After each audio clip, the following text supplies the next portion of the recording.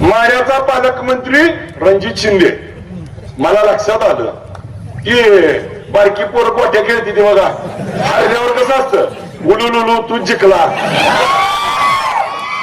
तसं ती त्याला म्हणते उलुलू तूच पालकमंत्री.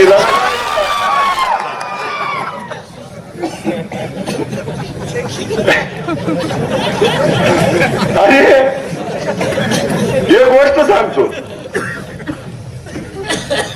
एक घोड्याचा बाजार भरलेला असतो आणि मग त्या घोड्याच्या बाजारात एक जणाला घोड्याची माहितीच नसती आणि एक घोडं दुसऱ्याच्या दारात सोडून आणतंय आणि बाजारात विकायला, आणि मग घोडं घेऊन बसतंय आणि मग लोक येतील, घोडं तर चांगलं असतंय जसं पालकमंत्र्यासारखं, आणि मग तिथे येऊन बसते ती, विचारते ती लोक की घोडं केवढ्याला दिलं, आता ह्याला अक्कलच नाही केवढ्याचा आहे ती.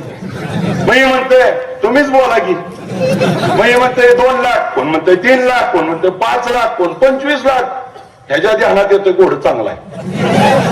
मग या रणजित शिंदे सारखं एक येतंय आणि म्हणतोय घोडं चांगलं आहे का, मला जरा फिरून बघू दे.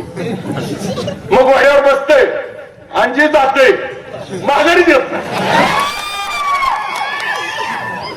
ही म्हणते केवढं ऐकलं, जसं आलं तसं दिलं.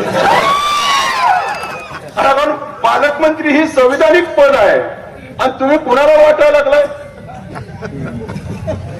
एखाद्याला कळत नाही अशाला ठीक आहे की, आता सगळी मीडिया, सोशल मीडिया तरुण पुढं आहेत, आता सगळी माणसं हुशार झाली ती, आणि ठीक आहे आम्हाला येड्यात करते का त्या रणजित शिंदेला उलुलू करते काय माहिती, आता त्याचं नावच उलुलू पडून येईल.